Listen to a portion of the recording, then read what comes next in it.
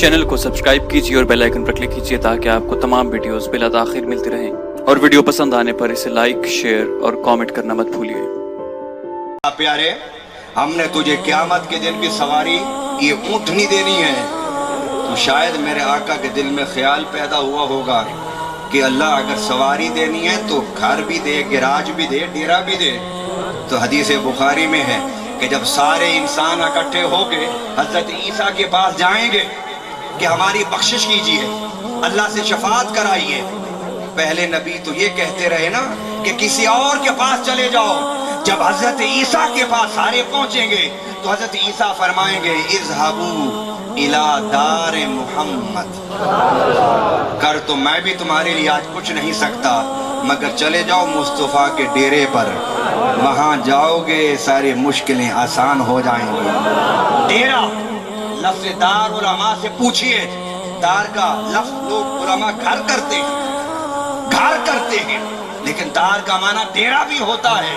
فرمایا پیارے، اگر ہم نے وعدہ کیا ہے کہ تجھے سواری دیں گے یہی قیامت کے دن، تو تجھے سواری باندھنے کے لیے ڈیرا بھی دیں گے۔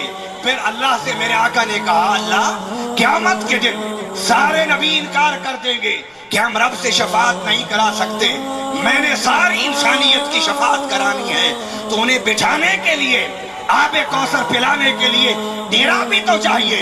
فرمایا پیارے، قیامت کے دن کچھ نہیں ہوگا، اگر ہوگا تو تیرا ڈیرا ہوگا اور ابو ذر کی سواری بخاری شریف میں یہ حدیث، مسلم شریف میں، ترمذی میں، ابن ماجہ میں، نسائی میں، احادیث کو پڑھتے جائیے، دیکھتے جائیے۔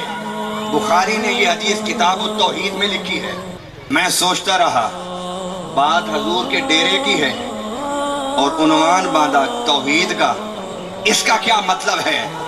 پھر مجھے سمجھ آئی کہ بخاری سمجھانا چاہتے ہیں کہ اپنے آپ کو بخاری کا مقلد کہنے والوں، ساری بخاری ضرور پڑھنا، یہ حدیث بھی ضرور پڑھنا کہ کتاب التوحید عنوان ہے، نیچے بات ہے مصطفیٰ کے ڈیرے کی۔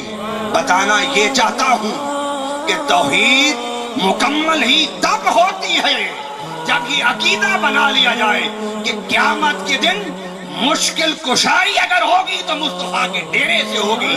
اگر یہ عقیدہ ہے تو توحید پر ہو، اگر یہ عقیدہ نہیں ہے تو توحید پر نہیں ہو۔